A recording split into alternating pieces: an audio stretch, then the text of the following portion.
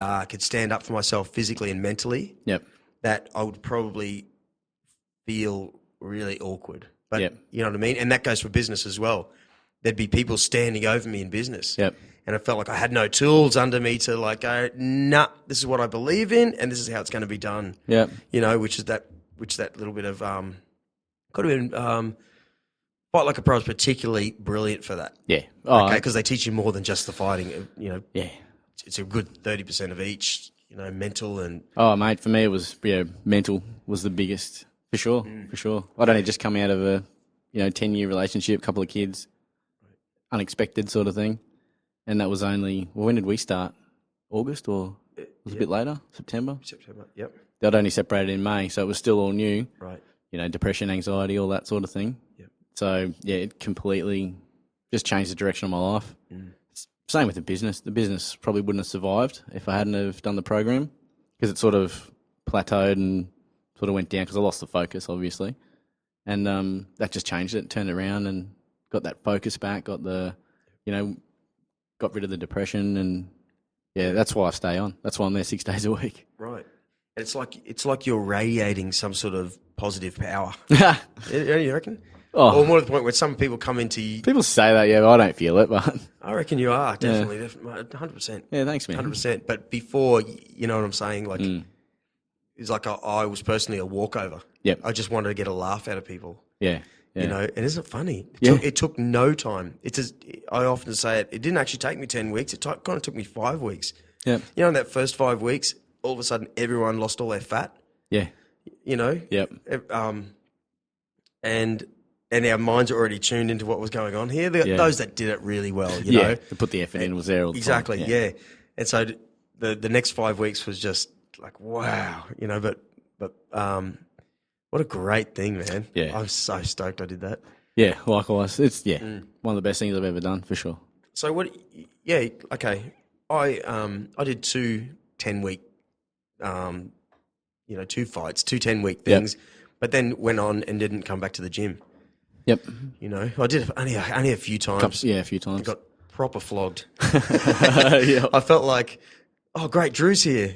Drew fight these 6 monkeys like over here. Just like, you know, I felt like, oh, how long is it? You know, because that's the kind of gym it is. Yeah. It's the kind of gym where they're constantly testing guys who don't all know what to do, just like us, you know, and you just come in swinging. I just want to get a punch on you, you know.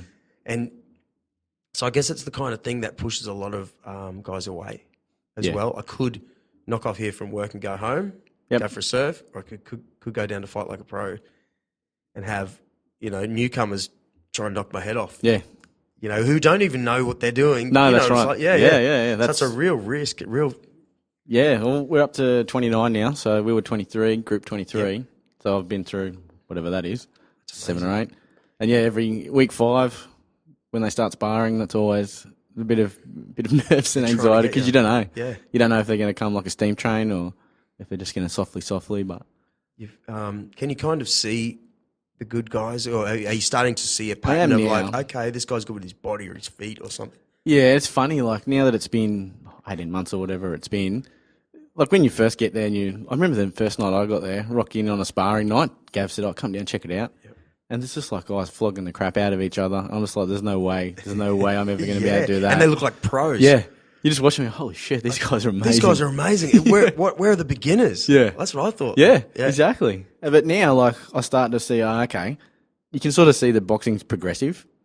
Each, the guys there, especially like Kevy and Gav, they start, building on the skills that you've already learnt. Yeah. It's just really cool. Like, I just had no idea that that's how it worked. It's like any craft. You got to invest the time in it to become, like, awesome at it. And I'm still, like, years away from awesome. But even this amount of time, jumping in the ring now with the guys when they're sparring for the first time, I'm not getting hit anywhere near as much. Right. You just sort of get the skill level comes and you just get better at them. You can read. Yeah, totally. Right. Start to anticipate. Yep. Because it's all people are they're always doing the same, especially new guys. Left, right, big right, stuff like that.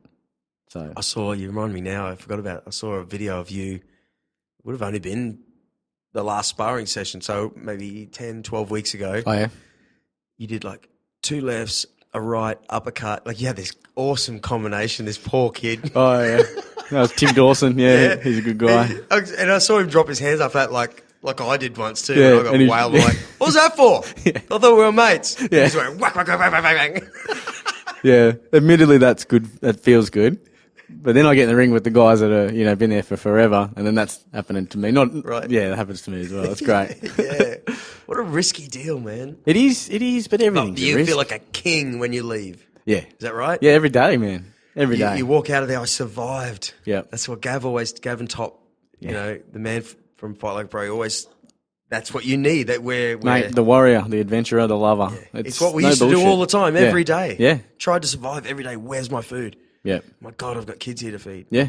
Exactly. Where's our tribe? We've got to go out and get that buffalo. Yeah. If we were in some other country, but Sorry. yeah, but no, exactly. And it brings all that out. It really brings all that out. All that stuff. Like I've been on so many adventures since doing it because I thought, getting through that. You've done it twice up in front of all those people and really going to town on another guy. You can do anything. If you can do that, you can do anything. Yeah. And once you can believe that, then it's... That's right. Yeah. And coming back to business, I just feel great now. And I feel I'm happy when I'm wrong. Like there's no, I'm definitely wrong. Like, the consequences of boxing where you think you're good and you get, I'm Some definitely dude not breaks good. your nose and shit. Damn that guy. Damn that guy. You know what I mean? Like, it's all right to be wrong. Yeah. Because you'll learn by it. Yeah. And especially in business. Mate, it's hard. Yeah, it happened today. Admitting, sorry, man, we messed up on that. Right. But yeah, Okay. it feels good. What can they say now? Like, it restores your integrity, Yeah. I think, when you can admit to something like that, rather than come up with excuses or come have up an ego and then... Yeah. People love it, which it's hard. I still don't fully get that. Like when you apologise to somebody or, sorry, I didn't make that deadline, but here's what I'm going to do to make up for it. Right. And that's cool. People are like, yeah, cool. It's heaps better response than, oh, sorry, but the car broke down or, one of my guys was sick or, you just, sorry, man. Said I was going to do it and I didn't, but I will do it now. Yep. That's so much better. What school did you go to? Burleigh Primary, then Miami High. Wow. Miami High, is it as rough as they say? Nah. Couldn't imagine it. No. When I moved, I'm from Brisbane, right? I moved to Sydney, Yeah. and I remember, and we lived right in the middle on the outskirts of Bankstown. Oh, yeah? So, there was lots of Middle Eastern kids and lots of, where we lived in Ashfield, there's lots of Vietnamese people. Yeah. This was before 9/11, so it was nothing. Like, there was no gangs, there was nothing. Yeah. No one had any bad news about anyone. Yeah. It was sort of just this cool place to live. Really weird. But I remember moving back to the Gold Coast and going, everyone's so white. I've never seen such a white town. Yeah, or, same with Brisbane, what? I cannot. And that's when I look at Miami High. I couldn't think of them all whiter. Yeah. Like, these cool beach high schools that's right on the sand. Yeah. Yeah, everyone's surfing and shit. Great. Yeah. Can we talk about your folks? Man. What made them come to the coast? Actually, my old man was in real estate, so I think that's the reason that he came up here. Brought Mum up with him. He sold a lot of Robina and all of that area when it was being developed. Right. So that was really cool. And so a lot of the Gold Coast and that he was selling homes, and he was top sales for a long time. Really? Yeah. And is your family from Geelong? Geelong, Boneheads. Well, my old man and that, and then Mum's from they're Dutch, so that's the Dutch heritage. Okay. Did I tell you I got my first prostitute in Geelong? No. Yeah, I did. Yeah, right. She was a lovely girl too. Was she? Yeah. Do you remember her name? No. Do you remember how much it cost? I do. It was like $85. Not bad. Yeah. I remember the night. Actually, was that time based or? Yeah. I was freaked out. It was my very first experience. I was on the road with a race team. Not very first experience. No. Just with her. Yeah. But there's something funny. I often think about it because I was racing a sprint car with a team who for some reason we were in Geelong, which we never normally stop there. I think it was after we raced at Warrnambool, down there. Yeah. And we were going through back to Melbourne Airport or whatever. For some reason we were in Geelong. Yeah. And we're in this motel. Oh, this was a dial hooker, was it? No. But I knew just down the street somehow. I don't know how. Not a door knocking. Maybe it was on the street. There was a sign there or something. Yeah.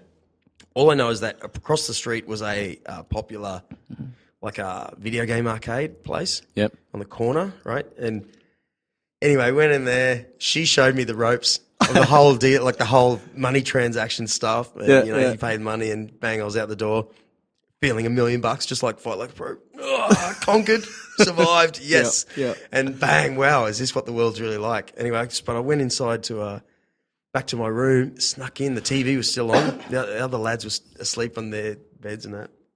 And on the TV, right, back then, that would have been 1999. Yep. 1997, I did I did an acting school. And one of these side jobs was to do a free acting job to play a junkie in a. It had a bit of a budget. I didn't get paid or anything, but it was this high budget sort of thing, short film that went into Trop Fest or something. Oh, yeah? Guess what was on when I walked in? I didn't even see that thing. Yeah. Like when I walked in, I see myself on TV. That's messed up. Right? And I haven't seen it since, and they didn't even put me on the credits because they felt bad for me because I was actually had a needle in my, like not in my arm, it was all a fake. Yeah. But they didn't want, anyway, I don't even know why I'm telling you this, to be honest. But yeah, it was this crazy night. Like, wow, I won't forget that in a hurry. Yeah, totally. You know, and there I was on TV, so I don't, anyway. That's cool. There's something to edit out. Oh, do you edit this, do you? No way. I might listen back to that. No, it was fine. Change the years. Yeah. Right, so tell me about your first hooker experience. Mate, I've had one. I've had one experience at a brothel actually. This will get you new clients, eh? Yeah, it will. Okay. And I won't mention my mate's name, but we're up at Surface at Crazy Horse, I think. Yep. And we'd got a couple of lap dances and stuff. And he's like, "Oh, I reckon we should go down to Tweed." I'm like, "Oh," I was a bit very strapped for cash as well. And he's like, "No, I'll spot you." And we ended up going down there. I'd never had any experience like this before. Which is a long drive too. We're on a bus, wasn't it? Because we were pissed ass. So yeah, the whole way down, he'd done it a few times and he's telling me about, oh, yeah, cool. So we get there and knock on the door and pizza's here or some crap, whatever it is. They let you in and up you go and go into this little room. There's a little TV going. The drinks are free, which I had no idea. A couple of drinks. And then they bring out one girl at a time and she does a little spin around or whatever and you pick them and then they go. And look, we waited about 3 or 4, fifth girl. He's like, yeah, okay. He went, disappeared, and I'm sitting there with some taxi driver and little old Indian fella, and they bring out another couple of girls, and I'm thinking it's cost me $130, and there was none there that I could part with it. Yeah, and even if it was his money, I'm like, I can't do it. There was just none that were worth that. Yeah, well, you've got to have the feeling. Yeah. So in the end, he come out and he's like, oh, what are you doing? I'm like, nah, man. It's nothing. You're half pissed on 4 beers. So that was it. We left. Yeah, well, let's. Yeah. Hey, man, well, you know, the times I have been in those brothels, it's true. I get sad. Yeah. And I'm like, I don't want to be in here. And these girls, these poor girls, what they've been doing the last few hours, I do not want to know. Yeah. And it doesn't actually make me horny. No, definitely. We start talking about this crap anyway. I think you started it. So, man, tell me about business. Yeah. No, come on, let's get right off that subject because I could go deep, dude. That's what she said. Oh, yeah. Well, here I am. I just cracked my first beer of the afternoon. Yep. And you tell me, what's this? Why you're not having a beer? Oh, no beer. Dry 16. So 2016. 2016, no grog. Be the first time probably since I was 14, something crazy like that. Yeah. I thought. What's the immediate effect? Oh, the immediate effect is I've dropped K1.5 in the first, whatever it is, 19 days of the year. So great. Yeah, and just feeling good. Yeah. Do you wake up extra buoyant? Or what was your routine? To be honest, man, I know it's not good, but I'm often doing. I leave where I'm working here at 6:30. Yep. Do everything with the kids and my wife, and they go to bed early, and then I'm up till midnight all night, just doing computery work or something. But I'll drink about 4 to 6 beers almost every night. Yeah, I went through phases, I guess. My old man was an alcoholic, so it was sort of hard to really get into the piss because I was just so used to seeing all that. Yeah. But it was still weekly, and then it was daily for a while, Yeah. And then last year wasn't so bad because I've been training heaps, so it's hard. Right. You know, you'd have 3 or 4 beers and then get up and go run up and down stairs and, you know, Yeah. try not to throw